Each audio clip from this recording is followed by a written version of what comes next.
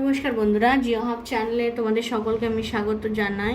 বিগত কয়েকদিন হলো আমি ভালোভাবে ক্লাস নিতে পারিনি, একটু অসুবিধার জন্যে। তো আজ থেকে ক্লাসটা আবার কন্টিনিউ হবে।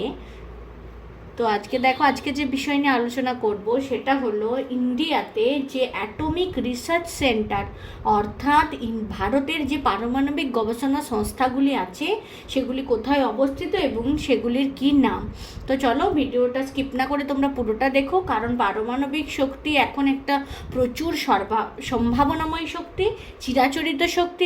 এটার ব্যবহার কিন্তু বিভিন্ন দিকে এখন হচ্ছে। তো এটা জেনে রাখা তোমাদের খুবই জরুরি। দেখো, ইন্ডিয়াতে যে অ্যাটমিক রিসার্চ সেন্টার রয়েছে বা পারমাণবিক গবেষণা সংস্থা রয়েছে, তার মধ্যে প্রথমেই যার কথায় আসবো সেটা হলো ভাবা atomic research centre, BARC, bark যেটাকে বলা হয় শর্ট ফর্মে।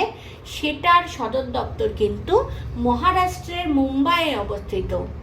এটা কিন্তু গুরুত্বপূর্ণ এবং মূল ভারতীয় গবেষণা সংস্থা বলা যায় অ্যাটমিক পাওয়ারের ক্ষেত্রে, ভাবা অ্যাটমিক রিসার্চ সেন্টার। ঠিক আছে বন্ধুরা, এরপর দ্বিতীয় নম্বরে যার কথায় আসবো সেটা হলো Indira Gandhi centre for atomic research. এই দেখো, IGCAR। সেটা কোথায় অবস্থিত? কালপক্কম, তামিলনাড়ু। শর্ট ফর্মে আমি লিখেছি। তামিলনাড়ুর কালপক্কমে কিন্তু এটি অবস্থিত। 3 নম্বরে দেখো যার কথায় বলবো সেটা হলো atomic minerals directorate for exploration and research, AMDER। এটি কোথায় অবস্থিত? এটি অবস্থিত তেলেঙ্গানার হায়দ্রাবাদে। মানে মূল যে সেন্টারগুলো সেগুলো বড় বড় শহরেই অবস্থিত। তো তার মধ্যে এটি একটি। 4 নম্বরে দেখো যার কথা বলবো সেটা হলো Raja Ramanna centre for advance technology, Raja Ramanna centre for advance technology, RRCAT। এটি কোথায় অবস্থিত? এটি কিন্তু ইন্দোরে অবস্থিত।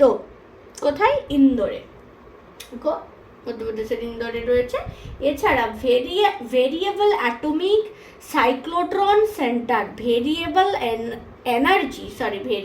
এনার্জি সাইক্লোট্রন সেন্টার, VECC কোথায় অবস্থিত? কলকাতা, ওয়েস্ট বেঙ্গলের কলকাতা। এই অফিসটি কিন্তু আমি দেখেছি, এটা খুবই সুন্দর, অনেকটা বড় অফিস। তো এখানে কিন্তু অনেক সায়েন্টিস্টরা থাকে, এখানে রিসার্চ হয়ে থাকে পারমাণবিক গবেষণার ক্ষেত্রে। তো এগুলো কিন্তু মূল।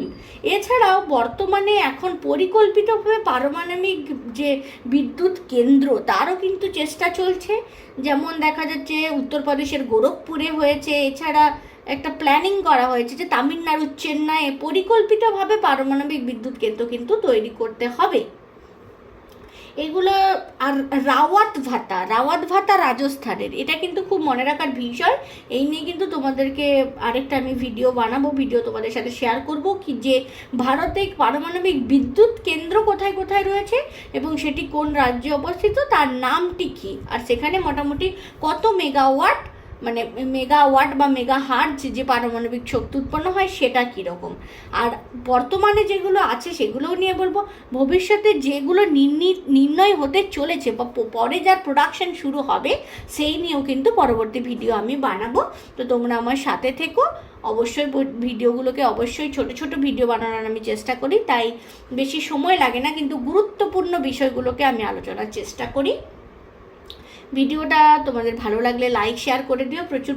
যারা জানে না তাদেরকে জানানোর চেষ্টা করো।